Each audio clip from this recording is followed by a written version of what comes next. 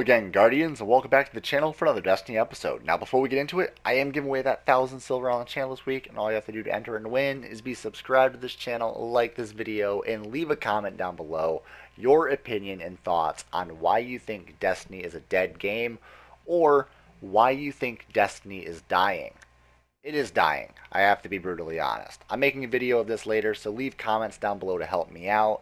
It's going to be greatly appreciated. Also, leaving that thumbs up button blue by the end of this video is also appreciated for all of the support. And if you subscribe, well, you get this awesome content every single day on the channel, so why not press that subscribe button?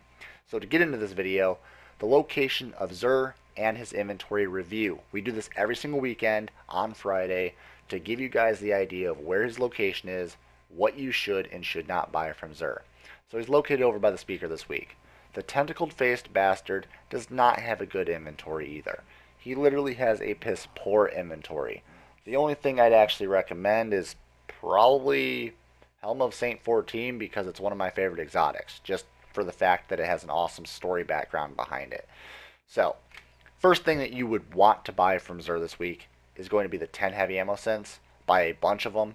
That way you save money by not buying the 3 but buying the 10. You get an extra one and use less strange coins. Then on top of that, you're using that for the raids, the nightfalls, weekly heroics, and any other PvE event. Then if you're going to be farming in those PvE events for the week, you might want to buy up 3 of coins to farm for any exotics that you might be missing. Then you might want to buy these too if you're missing a year 1 exotic helmet that you just want. If you want a year 1 exotic helmet and you want to fill out that kiosk over down by the Vanguard, buy one of these, dismantle it. You're pretty much guaranteed the one that you're missing. Next up, if you need to level up any of your exotics, exotic shards are right here. If you need to level up any of the items, armor, and weapons that you have equipped, then you have Motes of Light right here. Now, if you want to level up your faction packages, say Dead Orbit, New Monarchy, or Future War Cult, make sure to use the heavy ammo synths. Using these will save you strange coins and materials and allow you to level up your faction packages very quickly. Next up, the exotics. What should you buy from XUR? Well, definitely straight off the bat, cross out Invective. You don't need it. Invective is actually a piss poor exotic. You don't really need it. It's not that good. Yes, it used to be very good inside of Crucible. It used to be very good inside of many, many events back in the day. But today, during this meta, not that great. Maybe on February 14th when they do the update, maybe it will get better, but I highly doubt it. Next up, the Skull of Daira Hemkara. Now, the Skull of Daira Hemkara, yes, it's got a fairly decent perk.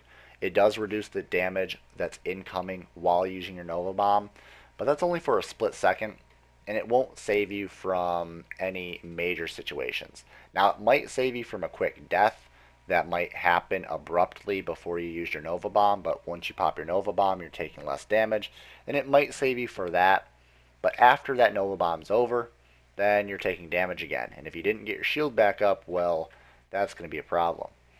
Improved energy drain abilities, though, is fairly decent. Being able to use a Voidwalker and being able to fist somebody in the face and all of a sudden get your health back, that's actually pretty awesome. So, Skull of Daira Hemkara is one of those exotics that you could use. But the problem is it's got strength. For a Warlock, you'd rather run Intellect and Discipline. And the strength roll, yes, there is a certain build you can do with strength, but it's not that important. Next up, this one also has the Invigoration, which gain bonus melee energy on orb pickup. You've also got Hands On, and you've got Second Thoughts. All of these are fairly decent towards, well, PvE. So if you're going to be getting this exotic per se, you might want to be using it inside of PvE and not bring it into the Crucible.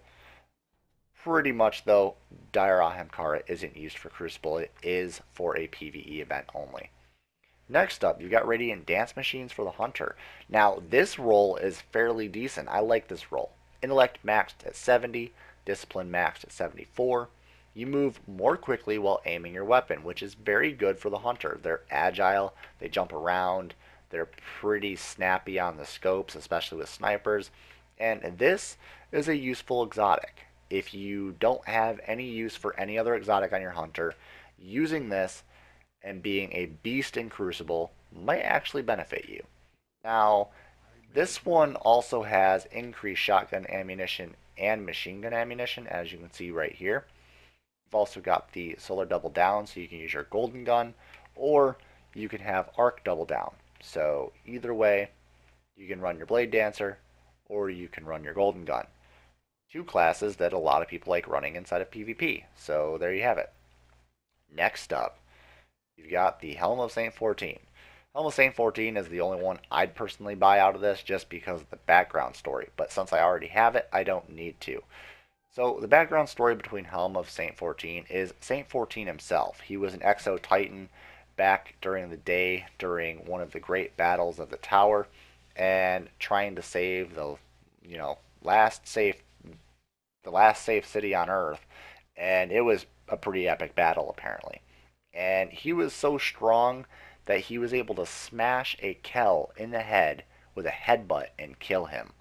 So that's an awesome background story, and it's portrayed with the Helm of St. 14 himself. But this is also a pretty cool helmet. It disorients people. It makes them blind inside of your Ward of Dawn. So if you're going to be using it, Trials of Osiris is useful. Using it inside of Crucible where you have to capture a flag zone. If you're going to be running a fun police build where you're trying to run your defender bubble, you're trying to run a shotgun, and you're just trying to punch people in the face, this is a fairly good exotic, and I would recommend it. So there you have it, guys. That's all the information on this exotics and items that XUR is selling this week. The only ones I truly want you to buy are the armor pieces, if any. I would actually recommend more often the Helm of St. 14 out of any of the other ones, but they do have their perks. So I gave you out the perks. I also gave you out the disadvantages of using them.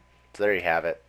Here's this episode. I hope you all enjoyed, and if you enjoyed it, drop a like, share it with your friends, and as always, stay violent, be privileged, and we'll see you all in the next episode.